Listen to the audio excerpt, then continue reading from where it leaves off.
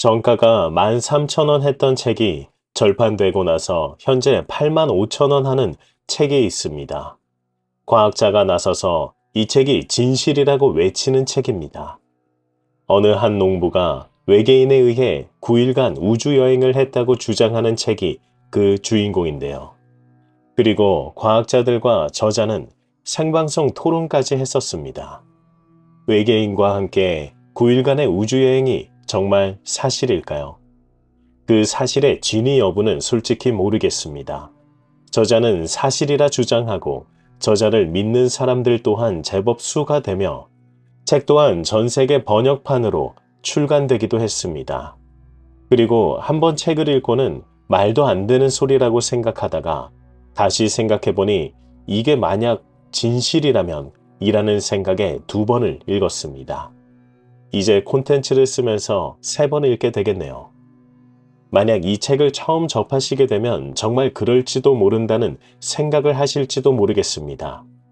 예수님이 외계인이었다는 것도, 외계인이 실제로 존재한다는 것도, 사실은 신이 외계인이라는 것도 모두 흥미있는 이야기로 보시는 분들도 많기도 하니까요. 과연 그것들은 모두 사실일까요? 아니면 모두 전설일 뿐일까요? 저자는 진실이라 주장하고 그를 대변하는 과학자도 있죠. 그럼 시작하겠습니다. 때는 1987년 호주에서 한 농부가 새벽에 눈이 떠져 밖으로 나가 외계인의 우주선으로 곧바로 탑승하게 됐습니다. 몸이 두둥실 뜨더니 자연스럽게 탑승했죠. 탑승하자마자 아름다운 여인이 본인을 타오라 소개하며 지금부터 9일간 타오가 사는 행성으로 여행을 하게 될 거라고 합니다. 우주선은 아주 커다란 구체처럼 보였고 내부에는 불빛이 강렬했습니다. 책의 저자인 미셸은 타오에게 저 빛을 당신은 어떻게 견디죠? 라고 물어봅니다. 타오는 이렇게 답합니다. 빛이 아니에요. 벽면의 빛깔일 뿐이죠. 전혀 알지 못할 얘기에 미셸은 당황했지만 시키는 대로 할 수밖에 없었죠. 순간 밖에는 지구에서 점점 멀어지는 광경이 펼쳐집니다. 그리고 토성을 순식간에 지나고 있었습니다. 이 선실에 들어왔을 때 벽면의 빛깔이 너무 강렬했지요. 선실이 노란색이었다가 파란색으로 변하던 짧은 시간 동안 당신 몸에 있는 위험한 세균 80%가 제거됐어요. 이건 일종의 방사선 소독이에요. 이제 이 약을 먹으세요. 그럼 3시간 동안은 우리들처럼 순수한 존재가 될 겁니다. 그들의 목소리는 마치 음악처럼 들렸다고 합니다. 그리고 미셸은 반항을 할 수도 있었지만 이 상황이 그저 받아들여져 순순히 시키는 대로 합니다. 그렇게 우주선은 RMO X3 행성에서 잠시 멈춰서게 됩니다. 미셸은 RMO X3 행성을 보고 지구에 다시 온 것이 아닌가 하는 착각이 들 정도로 지구와 건물 생김새도 매우 흡사했지만 움직이는 사람이 없어서 이상하게 여겼죠. 타오가 말해줍니다. 여기 행성은 핵전쟁으로 대부분의 행성인이 죽었습니다. 살아남은 사람들은 매우 소수이며 대부분 기형적인 육체가 되었죠. 미셸이 가만히 보니 입이 오른쪽 뺨에 달린 사람, 눈이 녹아내린 사람들이 있었고 지구에서는 아무리 커도 5cm 정도밖에 되지 않는 곤충들이 5m나 되어 사람들을 공격하는 장면을 보게 됩니다. 타오와 동료들은 우주선을 보내 그 곤충들에게 청색 광선을 쏴서 흔적도 없이 없애버립니다. 아마도 그 광경을 본 RMO X3 행성인들은 우주인을 신으로 생각했겠죠. 이런 식의 묘사로 신은 사실 외계인일지 모른다는 암시를 주고 있습니다. 이집트 벽화에 헬리콥터가 그려져 있다는 것도 유명하죠. 하지만 그건 이집트 전문 학자이며 유튜버이신 애군민수님께서 그건 문자가 새겨지고 오래되면서 우연으로 생겨난 것뿐이라고 하시기도 했죠. 하지만 그럼에도 불구하고 흥미가 생기는 것은 사실입니다. 책을 계속 읽다 보면 더 흥미로운 것들이 있는데요. 이제 저자인 미셸이 드디어 타오가 사는 행성인 티아우바 행성에 도착하게 됩니다.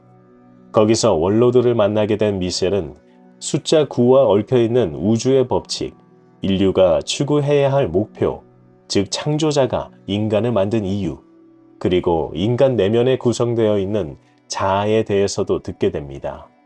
바로 이 부분이 저에겐 굉장히 그럴듯해 보이는 부분이었는데요.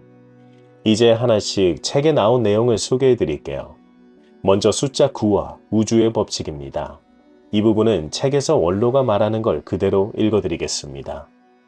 우주의 기본 패턴은 9개의 행성이 자신들의 태양 주위를 공전하는 것이라는 사실을 잘 알고 있을 겁니다. 아마도 수금지와 목도 1000의 명을 말하겠죠.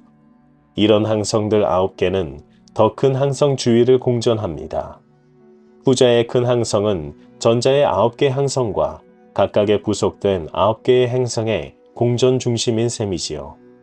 그런 식으로 계속 진행하다 보면 모든 천체의 공전 중심인 우주의 중심이 나오겠죠. 바로 그 우주의 중심에서 지구인들이 말하는 빅뱅이 일어났습니다. 말할 필요도 없지만 때론 우연적인 사건도 일어납니다. 행성 하나가 어떤 태양계에서 사라지거나 그 안으로 들어가는 경우가 발생합니다. 하지만 시간이 지나면서 태양계는 다시 숫자 9에 기초한 패턴으로 복귀합니다. 창조자가 9개를 기본으로 하는 우주를 만든 배경을 설명하는 대목입니다. 요즘 분류에서는 9개 행성 중 하나가 빠지긴 했죠. 그리고 빅뱅의 위치도 한 곳에서 일어난 것이 아니라 여기일 수도 혹은 저기일 수도 있다는 것이 정론이긴 합니다. 아직까지 빅뱅에 대해 많이 알 수 없죠. 책이 쓰여진 시기가 1987년이고 책이 출간된 것은 93년입니다. 절판된 책은 우리나라에서 2008년 1월 29일 리베르 출판사에서 처음 발행되었습니다. 시기가 지난 만큼 반박할 수 있는 내용이 덜어 있는 것은 사실입니다. 하지만 이제 나오는 자아에 대한 이야기는 매우 그럴듯하다 생각했습니다. 프랑스 태생으로 호주에서 농사를 짓던 사람이 이런 생각을 할 수 있을까란 의문이 오히려 더 이게 사실일까? 라는 생각이 들게 되기도 합니다. 한번 어떤 내용인지 보시죠. 책을 먼저 그대로 읽어드릴게요. 네 번째 힘은 매우 중요한 역할을 했습니다. 성령이 상상한 모든 것을 구현했습니다. 성령의 아주 작은 일부를 인체 속에 집어넣었지요. 그것이 바로 성기체입니다. 성기체는 인간 본질의 9분의 1을 형성하고 동시에 대하의 9분의 1을 구성합니다. 다시 말해 초월자아는 자신의 9분의 1을 인체에 보내 그 사람의 성기체가 되게 합니다. 동일한 초월자아의 나머지 부분들은 각각 다른 인체 속에 9분의 1씩 들어가 존재합니다. 그러면서도 원래 초월자아와 통합성을 유지합니다. 그리고 초월자아는 더 높은 단계의 초월자아의 9분의 1을 차지하고 이는 다시 더 고차원의 초월자아의 9분의 1을 구성합니다. 이런 구성 단계는 근원까지 계속되죠. 그러면서 성령이 요구하는 영적인 체험의 방대한 여과장치 같은 게 됩니다. 성령은 창조자로 볼 수 있고 그 성령이 인체 안에 본인의 조각을 넣었다는 표현이 있습니다. 영성과 깨달음 관련 책을 보면 내면의 신에 대해서 이야기하는데요. 그리고 우리 모두 하나로 연결되어 있다는 내용도 나오죠. 즉 신이 깃들지 않은 곳은 없다는 거죠. 이 사상은 사실 뉴에이지 사상으로 모든 곳에 신이 깃들어 있다고 봅니다. 책이 쓰여진 시기와 뉴에이지 사상이 유행하고서 스며들게 된 이유로 잘 들어맞는 시기가 되죠. 그래도 이 사상은 매우 유용합니다. 본인을 보는 것이 아닌 상대방의 관점에서 보게끔 만들어주기 때문이죠. 우리가 하나에서 출발했다는 관점은 본인과 상대방을 분리하는 개념으로 보지 않고 하나로 볼 수 있도록 하여 서로에게 잘 대해줄 수 있는 마음을 만들어주기도 합니다. 왜냐하면 나는 너이고 너는 나이니까요. 또한 신이 체험을 하기 위해 인간을 만들었다는 신과 나눈 이야기와 매우 유사한 내용도 살짝 있죠. 책의 내용을 다시 이어갈게요. 의사들도 포기하고 임상적으로 사망 선고가 내려진 사람들이 소생한 경우는 많습니다. 이는 그 환자의 성기체가 초월 자아와 만났을 때 가능한 현상입니다. 대개의 인간은 자신의 육체와 고통의 원인을 버리고 떠납니다. 통로의 끝에선 찬란한 빛이 보이고 그 너머에는 천상의 기쁨이 존재합니다. 통로로 들어가기 전 죽어서는 안 된다는 의지가 생기는 경우가 있습니다. 본인의 욕심이 아니라 그를 필요로 하는 사람들이 있어 되돌아가기를 요청하기도 합니다. 인간은 대뇌의 통로를 통해 항상 자신의 초월 자아와 교신합니다. 그 대뇌 통로는 성기체와 초월 자아 사이에서 특수한 진동을 전달하는 역할을 수행합니다. 대뇌 통로만이 초월 자아와 성기체 사이의 교신을 수행할 수 있는 것은 아닙니다.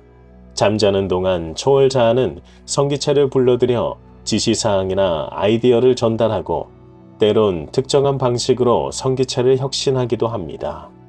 성기체에 영적인 힘을 보충하거나 중요한 문제의 해결책을 제시합니다. 그렇기 때문에 소음이나 악몽으로 잠을 설치지 않도록 하는 게 중요합니다. 영성과 깨달음 관련 책들이 하는 내용과 유사한 내용입니다. 다만 조금 다른 것이 소음에 대해 이야기를 하는 것이 있는데요. 책에서는 소리도 진동이고 우리 몸도 진동으로 되어 있어 좋은 진동의 상태에 있는 것을 말해주는 것 같습니다. 즉 주파수를 말하고 있습니다.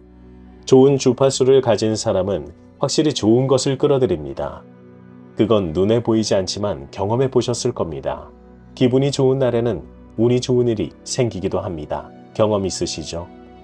자기계발 서적에서 말하는 긍정적인 주파수를 만들면 유사한 주파수를 끌어당긴다는 것과도 맞아떨어지는 내용이죠. 그리고 초월 자아와 성기체를 이야기하면서 여과장치라는 말을 쓰는데 이 부분에 대해 좀 더 읽어드리겠습니다. 인생의 수많은 경험을 통해 성기체가 영적인 감각 정보를 많이 얻을수록 영적인 이해력도 커집니다. 지구 시간으로 500에서 1000년이 흐르고 나면 초월 자아는 더 이상 여과할 것이 없어집니다. 이 과정은 흐르는 물에서 9개의 성분을 제거하는 9단계의 여과기에 비교할 수 있습니다. 1단계에서 한 가지 성분이 완전히 제거되면 8개 성분이 남죠. 물론 그 성분 정보를 보다 쉽게 이해하기 위해 나는 심상을 적극 활용합니다. 첫 번째 범주의 초월 자아에서 여과장치를 통과한 성기체는 그 초월 자아로부터 스스로를 분리시킨 뒤 두 번째 범주의 초월 자아와 합류합니다. 그리고 전체 여과 과정이 반복됩니다. 게다가 성기체는 영적으로 충분히 발전할 경우 다음 범주의 행성으로도 이동합니다. 티아우바는 9번째 범주의 행성이에요. 가장 높은 단계의 행성이지요. 지구는 첫째 범주의 행성입니다. 영적으로 발전할수록 윗단계의 행성으로 가서 우수한 생활 방식과 환경 속에서 더 많은 이익을 얻게 됩니다. 다섯째 범주의 행성에서는 자연이 개입해 학생을 도와줍니다. 6번째에서 9번째 단계에서는 성기체만 고도로 발전하는 게 아니라 육체도 그런 발전에서 이익을 얻습니다. 당신은 이런 내용을 지구로 돌아가 책으로 써서 많은 사람들에게 알려야 합니다. 저는 현재 세계적인 영적 지도자들인 디펙 초프라, 에크하르트 톨레 등의 책을 많이 봐서 그런지 이 부분에서 매우 와닿았습니다. 행성 이야기는 그렇다 쳐도 초월 자아의 여과는 꽤 그럴듯했죠. 하지만 여기서 저자의 정치관과 환경관이 너무 개입된다는 느낌도 있었습니다. 그 부분은 제외하고 계속하겠습니다. 원로는 소음과 진동이라는 주제를 강조하면서 이야기합니다. 소음이라는 중요한 주제에 관해 계속 이야기하지요. 소음은 심각한 위험입니다. 어떤 조치를 취하지 않으면 재앙은 불가피합니다. 진동은 소음에서만 나오는 것이 아닙니다. 색깔에서도 나오지요. 색깔은 인간 행동에 지대한 영향을 미칩니다. 그러나 그런 영향을 통제할 때는 개인의 오로라 상태를 고려해야 합니다. 여기서 개인의 오로라 이야기에서 저는 깜짝 놀라긴 했습니다. 혹시 왓칭 책에서 나왔던 키를리안 사진기 기억나시나요? 키를리안 사진기로 사람을 찍으면 그 사람의 에너지장이 보입니다. UCLA의 생리과학자 발레리 헌터 교수는 40여 년간 인체의 에너지장을 연구해 왔습니다. 그녀는 이렇게 말합니다. 에너지장에 들어있는 정보를 보면 앞으로 몇 년 내에 내 몸이 어떤 질병에 걸릴 것인지를 정확하게 알 수 있다. 에너지장이 사람에게 있다는 것은 실험으로 확실히 증명이 되기도 했죠. 그런 내용이 또 오늘 소개해드리는 책에서 나와 9일간의 우주여행이 정말 진짜일까? 라는 생각이 들게 되기도 합니다. 저자가 만약 정말로 본인의 세계관을 개입하지 않았다면 말이죠. 그리고 예수님이 티아우바 행성에서 보낸 외계인이었다는 설정도 있어 그 부분에 대해 살짝 소개하고 이어서 가겠습니다. 영적 진화를 하는 것이 인간이 태어난 유일한 목적이라고 원로들이 말해주는데요. 그러면서 1단계에 있는 지구는 슬픔의 행성이라고 불린다고 합니다. 지구인들이 너무 갈피를 잡지 못해 성령이 인간을 만든 이유인 영적인 진화를 하지 못해 티아우바 행성에서는 지구를 돕기로 결정했다고 합니다. 티아우바 행성은 가장 고차원인 9단계에 속하는 행성으로 낮은 단계에 있는 행성을 도와주고 이끌어주며 때로는 벌을 주는 역할을 합니다. 이렇게 또 신의 존재로 암시를 하죠. 그래서 티아우바인 한 명을 예수로 태어나게 하기 위해 그의 기억을 모두 지운 채 지구로 보내죠. 영적으로 영혼이 깨어 있지만 기억은 없던 이 예수는 티아우바인들이 설정한 대로 성장하지 않게 됩니다. 대신 동생과 일본으로 건너가 일본인과 결혼하여 정착했다고 하죠. 지금 보시는 이 사진은 일본의 한 마을에 있는 그리스도 맞질이라는 행사를 하는 겁니다. 이 마을에서는 예수가 동생 이스키리와 함께 21세에 일본에 왔고 33세에 유대에 돌아갔다가 동생이 대신 십자가형을 받고 예수는 다시 일본으로 돌아와 106세까지 살았다는 안내판도 있죠. 한편 다시 티아우바로 돌아와서 티아우바인들은 본인들의 예상대로 안 되어 부랴부랴 육체를 만들어 다른 예수를 대타로 급히 보냅니다. 예수님이 광야에 있을 때의 기록이 없다 보니 이렇게 이 공백을 이용해 많은 창작물이 나오기도 하죠. 여기서는 예수의 대타입니다. 그래서 그 대타가 우리가 모두 아는 예수님이 되었다는 설정이고 그의 육체는 창에 찔린 흔적이 그대로 있는 채로 티아우바 행성에 보존이 되어 있다고 합니다. 여러분은 이 내용이 믿겨지실까요? 이 책을 과학자가 나서서 대변하는 것과 이 책을 두고 여러 말이 나오는 것, 이 책에 있는 사실인 것 같으면서도 아닌 것 같은 그 아슬아슬한 줄타기 같은 모습이 어떻게 보면 가장 매력적이지 않을까 생각이 들기도 합니다. 믿든 안 믿든 그건 자유니까요. 지구인들도 원래는 외계인이었다는 설정도 함께 들어있으며 처음 지구에 온 인종은 흑인과 황인이고 그들의 조합이 아랍인이 되었다는 설정도 있습니다. 그들은 모두 함께 잘 살다가 대홍수로 몇몇만 살아남았다고 합니다. 대홍수는 성경뿐 아니라 대부분의 신화에서 나오는 이야기죠. 길가메시 서사시에서도 심지어 우리나라 전설에도 있습니다. 저는 대홍수로 멸망한다는 설정이 이해가 가지 않았어요. 다른 행성에서 우주선을 타고 지구로 와서 터전을 잡았다는 인류 최초의 외계인들이 우주선의 기술을 가지고 있음에도 대홍수로 목숨을 잃을까요?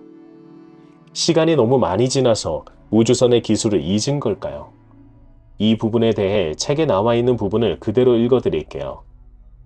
인류의 기원과 멸망이 나옵니다. RMX X3 행성을 지날 때 핵전쟁이 나서 멸망했다고 했죠. 인간이 진화의 과정에서 어쩔 수 없이 맞닥뜨리는 과정으로 말을 하는데요. 항상 반복되는 현상이에요. 우주는 하나의 거대한 원자이며 만물은 그 영향을 받고 있다는 사실을 잊지 마세요. 당신의 몸은 원자들로 구성되어 있어요. 내 말의 요점은 모든 은하계에서 한 행성에 인간들이 살기 시작할 때마다 진화의 특정 단계에 이르면 원자의 존재가 발견된다는 거예요. 원자를 발견한 과학자들은 원자의 붕괴가 강력한 무기로 사용될 수 있음을 알게 됩니다. 그리고 어느 시점이 되면 지도자들은 그 무기를 사용하고 싶어지죠. 마치 아이들이 성냥갑을 갖고 있으면 호기심에서 건초더미에 불을 붙이는 것과 마찬가지예요. 이렇게 수많은 행성의 인간들이 진화를 하면서 원자를 발견하고 결국엔 핵전쟁으로 멸망하고 티아우바 행성인들이 도와주고 다시 인간들이 진화하고 이를 반복한다는 겁니다. 그 와중에 바카라티니 행성에서 핵전쟁 이후 티아우바 행성인의 도움으로 다시 진화하고 있었는데요. 거기서 고도로 진화가 이뤄집니다. 그 행성인들은 본인들의 행성에 수명이 500년 남짓 남은 걸로 보고 지구로 이주를 결심합니다. 첫 착륙지인 호주에 흑인종들이 이주해 오기 시작합니다. 이 시기에 황인종들은 중국에 정착했다고 합니다. 그러면서 호주에만 있는 동식물에 대해 그 이유를 말해줍니다. 캥거루와 풀나무를 예를 들죠. 이 동식물이 외계에서 왔다고 합니다. 캥거루에게 먹이를 먹이기 위해 풀나무를 만들었다는 설정이죠. 사진을 보시면 매우 특이하긴 하죠. 그레스 트리라 불리는 호주에만 있는 식물종입니다. 이때는 지구가 우리가 알고 있는 지구의 모습이 아닙니다. 모든 대륙이 지각 변동으로 나누어지기 전 일입니다. 그러다 소행성이 충돌했고 대부분이 사망하면서 7억에 달했던 인구는 180명으로 줄게 됩니다. 그렇게 모든 기술을 잃은 그들은 원시적인 생활로 돌아갈 수밖에 없었다고 말해줍니다. 그러다 또 다른 행성에서 다시 지구로 외계인들이 이주해 왔고 그들이 무 대륙과 아틀란티스를 건설했다가 또 멸망하고 대홍수로 모두 잃고 다시 원시적으로 살게 되었다는 거죠. 그때부터 우리가 알고 있는 역사 그대로입니다. 그렇다면 진화는 없는 건데요. 최근 우리가 알고 싶어하는 전설들을 외계인이 와서 사실을 들려주었다는 이야기로 매우 흥미진진하고 재밌습니다. 이걸 소설이라 생각하면 말이죠. 하지만 저자는 모두 사실이라 주장을 하고 있습니다. 그리고 2018년에 돌아가셨어요.